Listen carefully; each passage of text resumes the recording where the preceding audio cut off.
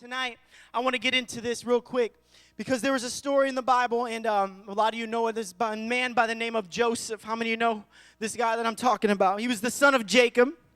And see, Joseph, he had some favor going on in his life. And when you got God's favor, people tend to not like it.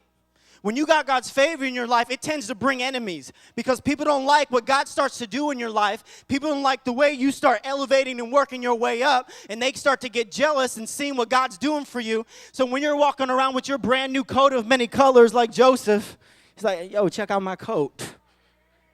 God gave it to me. People start looking at your jacket and all the stuff God's giving you, and they're not liking it because maybe they're not getting the same blessings because the hand of God may not be on their life like it is on yours.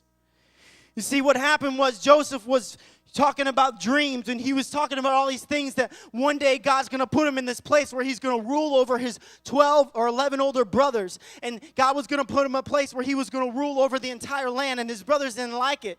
So they took him out to the wilderness, and they made a plot to kill him. And what happened was, the story goes, they ended up throwing him in a hole, and one of his brothers, Reuben, thank God, came to his rescue and was like, hey, we shouldn't kill him, And they planted the thought, and then the rest of the brothers ended up selling Joseph into slavery.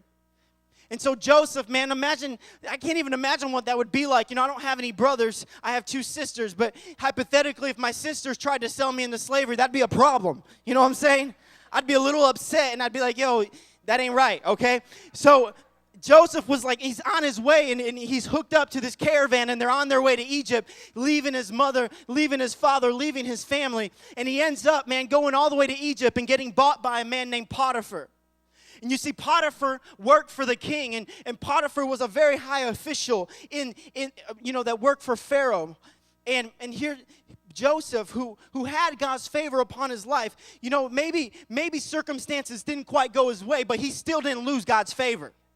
And you see, he gets into a situation where he's working in Potiphar's home, and Potiphar's blessing him because Joseph is such a hard worker, and God began to pour out his spirit on Joseph, and everything that Joseph did was successful, and he just started elevating himself up and working himself up. And finally, Potiphar said, you know what? Everything you touch, man, turns to gold. Everything that I put you in charge of, you do such a good job, and I'm going to put you over my whole house. You see, when you got the anointing on and you got God's Spirit working for you, man, people can't but recognize the special abilities in your life. And Potiphar knew this guy, man, he is a good manager. So he puts him in charge of his house. And as soon as, isn't it funny that as soon as you reach a point where you're getting blessed, and even in hard circumstances, you reach a point where you're at the top and you're getting blessings even in the midst of it. And then here you are all the way at the top, and here comes Potiphar's wife. I don't know if you know this story. Potiphar's wife. Oh, spirit of lust all over her eyes. She had them wandering eyes, you know what I'm saying? She was probably reading them Cosmo magazines and stuff while watching HBO and all that. I don't know, Potiphar, she started to look at Joseph, and she saw, she saw that guy from Twilight's body going on in him, and she was like, hey, boy. And she was just like set in her ways that she was going to have Joseph. You see, but the problem that she didn't realize is that Joseph's life wasn't his, and that his body didn't just belong to him, and he wasn't just getting ready to throw it to anybody, because you know what? It belonged to the Lord. So every time she pursued him, every time she tried to get him in bed, what would happen was he would say, no, I'm not doing it. I'm not going to go against your husband. I'm not going to go against God. I'm not doing it. And finally it got to the point where she cornered him, because that's what lustful people do. It's like a thing of power and craving. They can't stop till they get what they want, because they're not in control of themselves anyways. And so finally, the servants had left, and here's Joseph alone in a room, and he's just working, just doing his thing.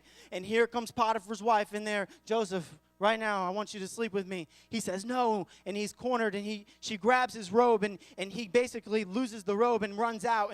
And Potiphar's wife starts accusing him of trying to do things to her that were wrong, and Potiphar hears about it and gets so angry at Joseph that he throws him in prison. And the Bible says, it actually doesn't say it's just a prison, they call it a dungeon.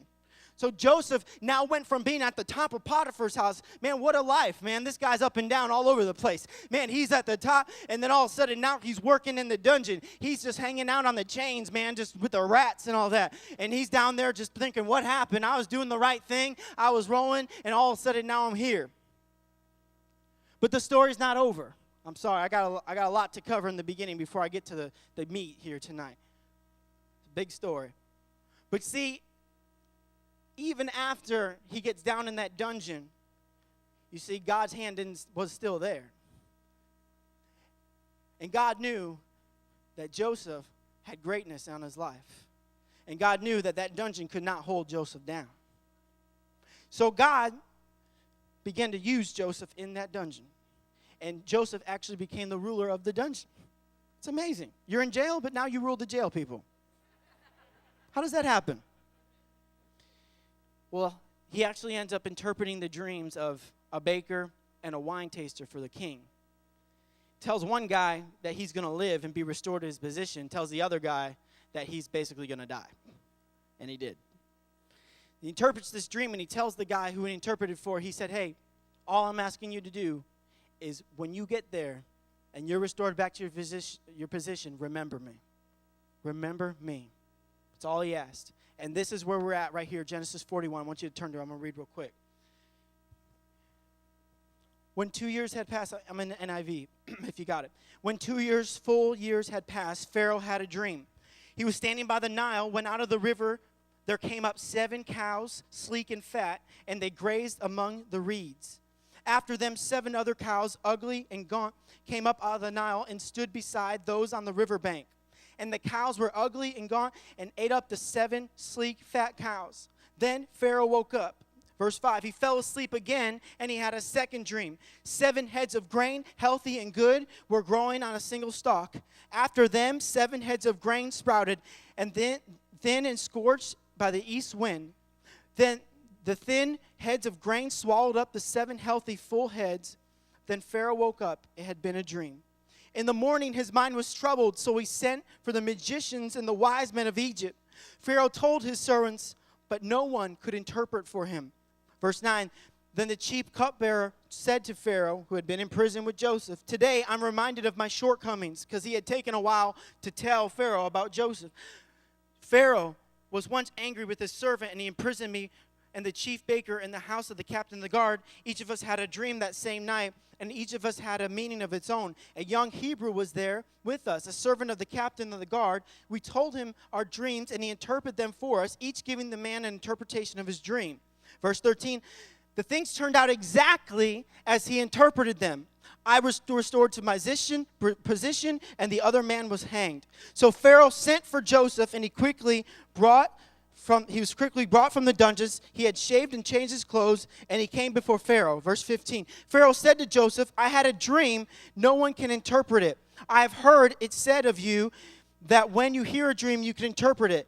Verse 16, I cannot do it, Joseph replied. I cannot do it, Joseph replied to Pharaoh, but God will give Pharaoh the answer he desires. Verse 17, then Pharaoh said to Joseph, in my dream I was standing on the bank of the Nile when out of the river there came up 7 cows, fat and sleek, and they gazed among the reeds. After them 7 cows came up, scrawny and very ugly and lean.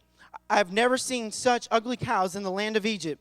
The lean, ugly cows ate the 7 fat cows that came up first, but then after they ate them, no one could tell them they had done so. They just looked as ugly as before. Then I woke up. In my dreams, I also saw 7 heads of grain. Basically, you can skip down. He interpreted the dreams. Skip up to verse 28. It is just as I said to Pharaoh. God has shown Pharaoh what he is about to do. 7 years of great abundance are coming throughout the land of Egypt, but 7 years of famine will follow them. Then all the abundance of Egypt will be forgotten, and the famine will ravage the land. The abundance of land will not be remembered because of the famine that follows it will be so severe. The reason the dream was given